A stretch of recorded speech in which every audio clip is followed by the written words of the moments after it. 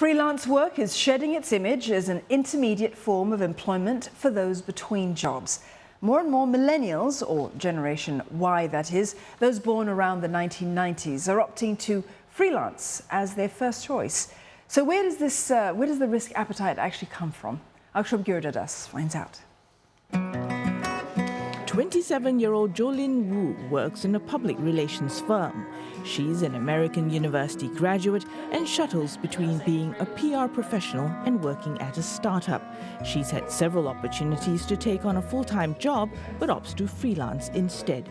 For myself, it's because I've kind of had some opportunity to work in a full-time position and be able to get some experience over there. But at the same time, I also want to be able to have the opportunity to kind of try different things, be in different positions and different industries before I kind of have my heart set on a particular career and kind of commit full-time to that and be able to kind of follow that career path.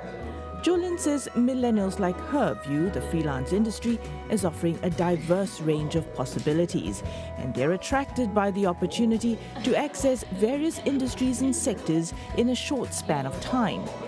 People are a little bit more open to that. They're a little bit more comfortable with it. It's not so much I graduate from school and then I'm going to go straight into a 9-to-5 and then that's it.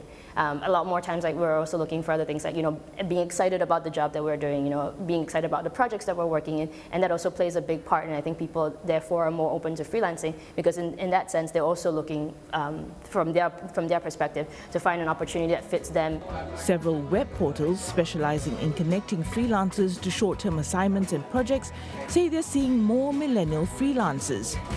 Freelancer.com says 74% of its users are from that age group. And they say there have been several freelancers who've eventually moved on to being entrepreneurs. It allows young professionals to be more proactive in terms of their career, unlike before when you had to wait for your boss or your supervisor to promote you or to look into your credentials and basically provide you career growth. Now the youth basically can take matters into their own hands. 38-year-old Ivan Chua runs his own design studio.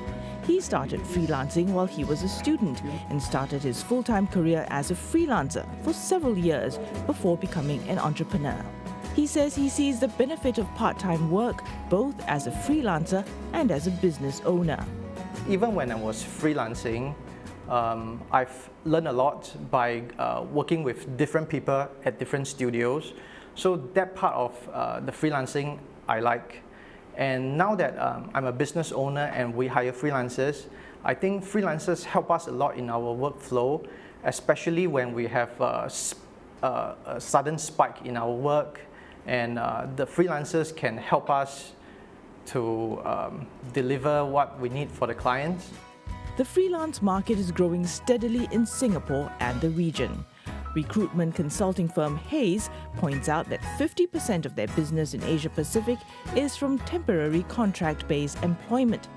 Across Asia Pacific last year, the company's fees were nearly $366 million, of which $210 million alone came out of contract and temporary employment. Certainly Singapore, I would say, is playing catch-up a little bit in that market. It's a growing market, but in comparison, probably a much smaller market than in other regions.